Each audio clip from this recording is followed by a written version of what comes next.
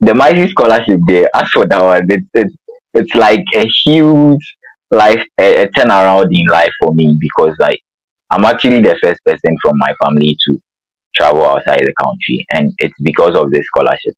I wouldn't have Mm. gotten the opportunity if not for the scholarship. So it has actually done a lot of things for me. And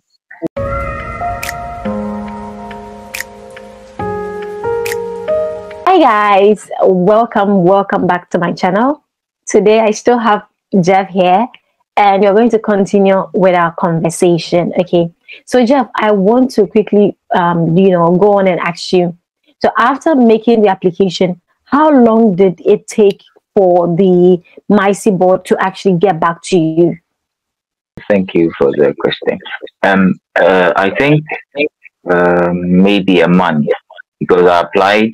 Um, the deadline was I think the 19th or the 16th of June, and then I received a call um, from the embassy. I think somewhere in July, towards the middle of July. That week. So let's probably say a month. Yeah. Okay. So the first call, what was it about? Uh, They just called me to tell me to come for an interview at the embassy in Accra. So yeah. Okay. So that means the after making the application, you give it a month for the embassy to pick the first round of people, and then you're going to go for the interview. So those who are watching, if you apply to the MAECI scholarship, I know today is the last day, to make the application. If you're watching, please do know that if you get selected, you're going to be invited for an interview like in a month's time. Okay, so do take note of that. Okay, so I want you to talk to us about how the interview was like. What questions were you asked? How did you feel when you went into the room for the interview and everything? Because I'm sure people coming from Ghana, Nigeria, like our people, they will really want to know how the interview process was like. So basically, it was two white men, and the Ghanaian setting. They say if you go into a particular place for an interview, you have to stand, so they tell you to like sit down before. So I had to, when I entered, I knocked and I entered it. I had to stand for some time, like, oh, take a seat. I was like, okay. And I sat down. So they asked me questions about, like, tell me about yourself, you know. And then prior to that, I had listened to a lot of interview questions where they were like, if somebody says, tell me about yourself, it's not basically like, tell them your name, your family, and all that. They want you to talk about like your potentials, what like has made you Jephthah Otchere, and not your family. So I talked about that, and then like, okay, then they asked me about my family, um, like how I've been able to cope with my studies. If I'm seeking for a scholarship, then definitely I might have had challenges with my, finances in studies. And I was like, yeah, I told them about my family and all that. They asked also the program I studied for my BSc, and then I told them, and also they asked me the program that I was intending to go and study for the masters, and I said it, and they're like, how does the program I studied for my BSc and then the masters like coincide? Because I did agribusiness for my BSc, and then agriculture, and then I'm going to do markets and international markets. So they were like, what is the correlation? I was like, agribusiness basically, it has marketing and all that. So it's basically the same thing, but then with an agric, flesh on it. So it's basically the same thing. And then they asked me um some of my experiences, and some background information about myself, how I've been able to pull through life, in terms of my academics and all that, because they were like, they looked at my grades and they were pretty good. So how did I come about? And I just told them, and yeah, basically that. And um, they were like, okay, very happy with the interview and how I answered the questions. So probably if should I get the scholarship, then fine. But if I don't get it, they have some scholarships in my school that I can apply to, and then do the masters in Ghana instead of going to Italy if I don't get it. Well, okay, fine. Okay, okay. So Anything that that was has been actually happening. So, okay, okay, okay. I had a couple of questions around this. People are like, okay, so how many people, like, are being selected? How many people are competing? Because people really sometimes really want to know. So I remember in a conversation, you made mention to me that there were about a number of people. They had mentioned to you the number of people that had applied for the scholarship and how competitive it was. So do you kind of like remember as at the time, that was last year, when you were applying for the MAECI scholarship, the number of people that they told you had applied for the scholarship? so they were like last year, a lot of people applied for the scholarship, about like 1,000 to 2,000 only from Ghana alone. So they had to screen and then later add a list to about 250 or so. And then the spots available were 8 spots, and they told me 3 was protocol, whatever that means. So we were literally fighting for only 5 spots out of the 250 Okay. people. We were fighting for 5 spots, and yeah, so it's Wow. quite very competitive. Yeah, Wow. So guys, I told you guys, like the MAECI scholarship is actually very, very competitive. So, yeah. you should ensure that aside from having written a very good motivation letter and your good grades, please ensure you absolutely do fantastic during the interview. Because I believe that's actually very, very important as well. But now let us talk about after the interview. You are done with the interview, everything went well, you went back home. How long did it take for you to hear from the embassy regarding you being selected for the MAECI scholarship? So literally, um, let's say I did the interview in July, and then I received information from the people on the 5th of August. Yeah, August, September. October. I Okay, think July. is it 5th of August or September? No, it's rather September instead. Okay. September. Mm-hmm. Yeah, Okay, yeah, so you had it's September. responded that you had been selected. Yeah, they actually wrote a mail to me, like a mail. They we were kind of like you know anxiously waiting for the reply from them, because like I had 2 scholarships and then I had to choose from like one, and obviously the Italian was my favorite, so I was just waiting for them, but then unfortunately it didn't come. I had to leave Ghana later on around Ethiopia. Then I received a mail from them that I've gotten the scholarship, so I should start working on the visa application and all that. Yeah. So, but Wow. let's say like 1.5 months, 2 months After for the the interview. interview. So, Yeah. okay, okay. So if the interview was around like July, let's say maybe around September, that you had gotten a Yeah. response regarding being Yeah. selected. Okay, that is good to know. So let us quickly talk, let's quickly talk about how did you get to go about now having to get, in Bergamo and all of that, because you had made mention of the fact that you had not applied to Bergamo as at the time you were making the application for the MAECI scholarship.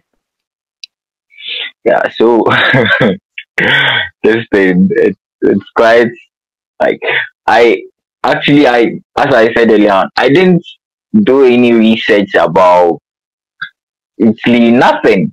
So I didn't even know you have to apply for. I thought it's just like the normal universities in Ghana where you have the university and then you have university accommodation on campus. I thought that was it. So if you get accommodation, but then that wasn't actually the situation.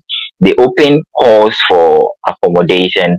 Uh, during the time of applying for the admission, I think uh, a week or 2 or 3, like maybe a month, within a month after opening the first window for application for admission, they open the call for accommodations as well. But I don't know when it closes. I don't know when it closes. So, but then I didn't know. Then I was just concentrated on the scholarship, and then later after I got the scholarship, the struggles with getting admission. So after that, I got the admission. Then I was looking for accommodation via booking.com or whatever. I wasn't getting anything relevant. So I had to call one guy here, Godwin. Then he was like, the school has an accommodation, so I should write to them. I wrote to them, and then they were like, yeah, there is some available. That was a day before. I was actually on my way to the airport before the school responded to me that there is an accommodation available. Because when I was coming, I wasn't happy at all.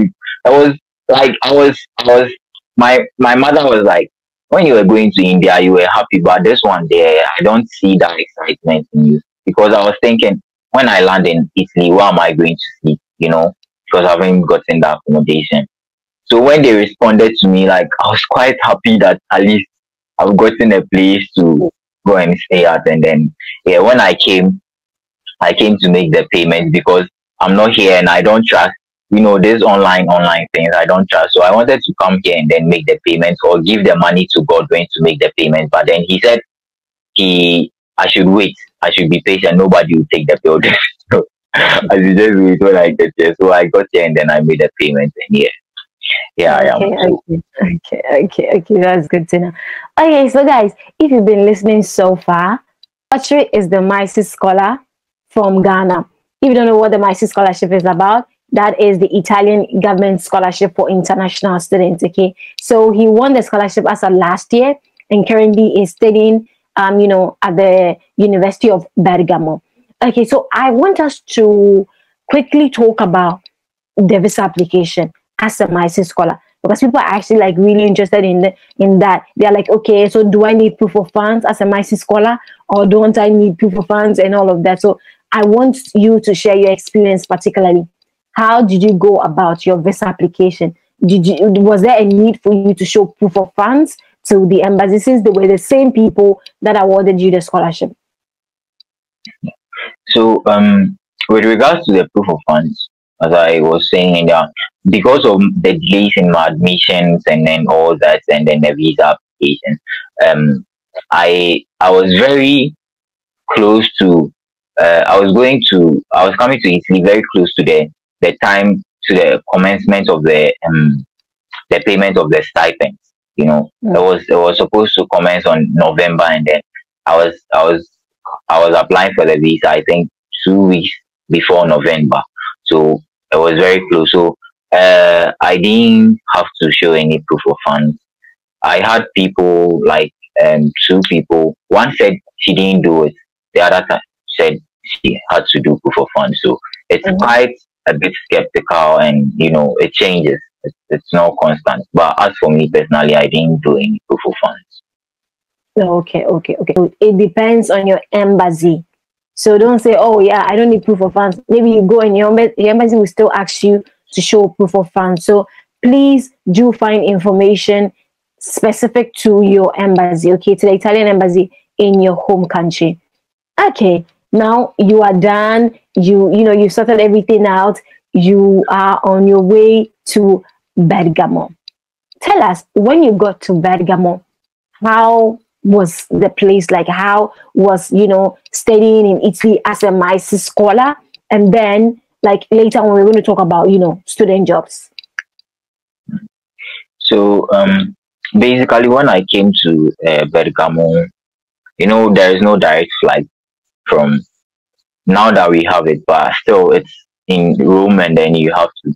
So I had to alight at Milan and then take a train to Bergamo and all that.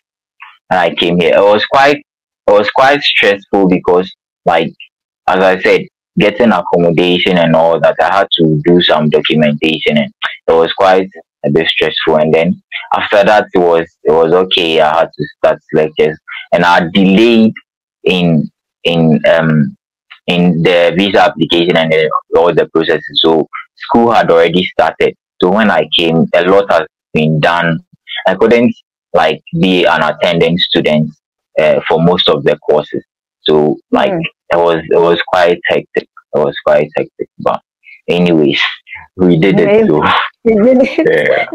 That's so good. That's so good to know because you guys, you need to make us proud. You need to make Africa proud. But then wait, I want to ask something very specific because I know people will be like, okay, so what is the cost of like accommodation? What was the cost like for you your accommodation in Bergamo? For me, it's 350 for the private accommodation, but then for two in a room, so you Okay. have a roommate, and then but if you want single, like one in a room, then you can pay like 480. But then if you get a student accommodation, you'll be paying much less. You'll be paying like around 250. Yeah, my friend pays Okay. 250 for the student Okay, accommodation. okay. So this accommodation is actually not a student accommodation. Is it for the school? So no, it's like No. the person's personal property, but then he has a contract with the school, so School. he gives it to the students. Yeah. Okay, okay, okay. So that is with bills inclusive. Yes, bills, everything includes 350. Wow, that's good. That's good. So guys, do take note of that. If you are going to Bergamo, like this are the range of accommodation costs, so that of that as well. Okay, so now share with us, like, I know you've landed, you found a way around your schooling, catching up with classes and everything, because that's actually very important. Before you go start looking for a job, you need to ensure, as someone on scholarship, the only thing that is going to keep you on the scholarship is you studying and making the grades needed for the scholarship. So now you've sorted out everything, like you are on the right path with your studies. How did you find the job that you're currently doing? Mm. When I came, so way back in Ghana, quite, it's no, it's not straight at all. Like it's quite so. When I came here, I was striving to get a job so that at least I can get. If I get a job, then I'll be using the job to pay the rent and then keep the money from the stipend and then use it for something in Ghana also that I can be able to do something for myself. But then so yeah, I was like seriously searching for jobs, but most of them were like, if you don't speak Italian, you don't speak Italian. Finally, I got one delivery company, and then I was able to get a job with them, and yeah, earning some small coins. Wow. Okay. So, what are the typical kind of jobs in Bergamo? Typical student jobs in So Bergamo. you can get the school gives some um hours for students, especially first years. But then I didn't really apply for that because I wasn't informed when the call for application was open. But then you can get up to like I think 100 hours or so, like for the 3 months or so. Or I think is it like for 1 month? Yeah, 1 month, 100 hours for 1 month, and then you'll Okay, be but paid like 10 euros per per hour. hour.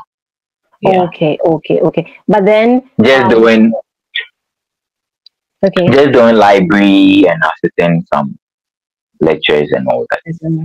that's good. That's really good. But then, aside from the school, with your, as your student permit, you have 20 hours, to work per week. Okay, so apart from the delivery and that of the, university kind of like jobs that are available, what other jobs do you typically see in Bergamo? You could see like sales assistants, and then yeah, sales assistants, and then you can also work with these metal works companies, and but those people, it's not really student friendly because they give you like 30, 40 hours a week, and like you can't skip classes to go and work and all that. So it's not student friendly. But then the salesperson, the delivery, and then the ones you can get at the school. I think those are the best that you can get. Yeah, but then, Okay. apart from that, Okay. Okay. So you're able to manage the work, the delivery work and that of that of your school hours. Mostly I work in the evening, so it's fine. It's fine. Okay. So how did you because for you to be able to do delivery, you need to be able to know places, to know areas and all of that. And you should know a bit about, also driving, having a bit of driving skills and all of that. So how did you go about that? They give options for electric bicycles, normal bicycles, then moped, and then the vehicle. But then because I don't have a driving license, yeah, I chose the electric bike and I bought one for myself. Like around from 500 to 1,000 euros, you can get one. Yeah, a very good electric bicycle. Yeah, and then I use Google Maps for the delivery. The first day I started, I got lost, but it's fine. Now at least I know my way around. So. Yeah, way around. Oh, that's good. That's good. That's good. That's really, really good. Okay, so that was last year that you applied for the MAECI scholarship. Before I let you go, this year when the scholarship opened, did you reapply again? Yeah, you have to apply for renewal because the scholarship lasts for 9 months or 6 months, depending on the financial capacity of the Italian government, and also like sometimes depends on how they want to sponsor it. Probably they can choose 6 months or 9 months, depending on some reasons. One of which is the availability of funds. So after 9 months, I think you come and then you apply for the renewal in the next call of application. So I applied for the renewal in this previous call of application, and then yeah. So, okay. So how long did you have to wait before the stipends were released? That was for when you came in. Hey, I had to wait for let's say 3 months. After coming in, even in November? Months. Yes. I don't the payment, the funding starts in November but then they pay the stipend based on quarterly basis, first quarter, second quarter, third quarter, fourth quarter, and then the end of the fourth quarter is December. So they pay at the every end of the fourth quarter, but then during my time, I think during December they had a problem. I don't know for what reason, and then they didn't pay it. And then January, I was expecting it in January, but then unfortunately it came at the very end of January. So yeah, if you are lucky, you can get it at the in December. But if you are not lucky, like I was, you get yours in January. Okay, so I briefly want us to talk about a couple of the things that you had to do, like documentation wise and everything, before you could successfully get the stipends, because you need to have an account, you need to have this, you need to have this. So I want you to share a bit about how you actually went about that. Yeah, so first you have to get a bank account. That's like a primary thing. And yeah, so I got the bank account. But before you can get a bank account, you have to have applied for the permiso di soggiorno and then use a receipt for the application of the bank account, and then you need your visa, your passports, like copies of those documents for the bank creation. Sometimes some banks are skeptical and they don't want to open a bank account for students who don't have the permiso.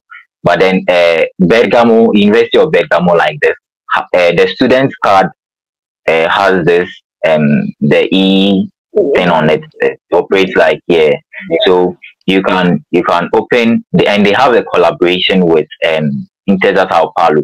But then for some reason they have stopped the direct creation of the bank account for the student. So you have to personally go to the bank and then create the account yourself after you get the student card. But me, I didn't. I was already late in submission, so I didn't go to Inter. I went to a different bank to open the bank account, and then and then you have to fill something declaration. I've forgotten the full name, but it's part of the scholarship document. Immediately you come to Italy and you get your bank account, then you fill that declaration, self-declaration affidavit. Yeah, so you fill that one and then you submit. Yeah, and then so where did you submit it? Where did you submit yours? We just submitted online via the mail Bo Studio Italia and to the scholarship board, and then so basically that is just it. Basically, that is just it. So before I let you go, how would you describe your experience of getting to come and study in Italy as a MAECI scholar? Do you think the scholarship has actually really helped you to really study, in tranquility? You are able to study with tranquility.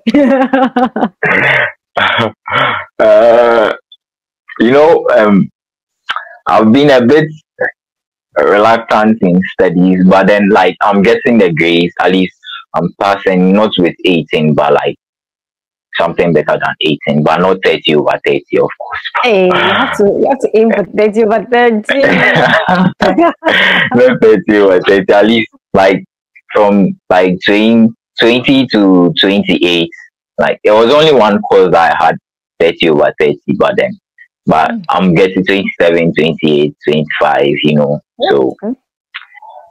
And I would say the MAECI Scholarship there, as for that one, it's like a huge life, a turnaround in life for me, because I'm actually the first person from my family to travel outside the country, and it's because of the scholarship.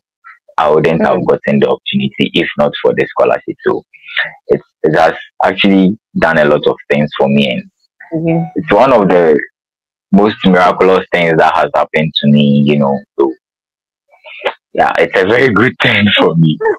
Yeah. Thank God. We thank God so much that you're able to win it.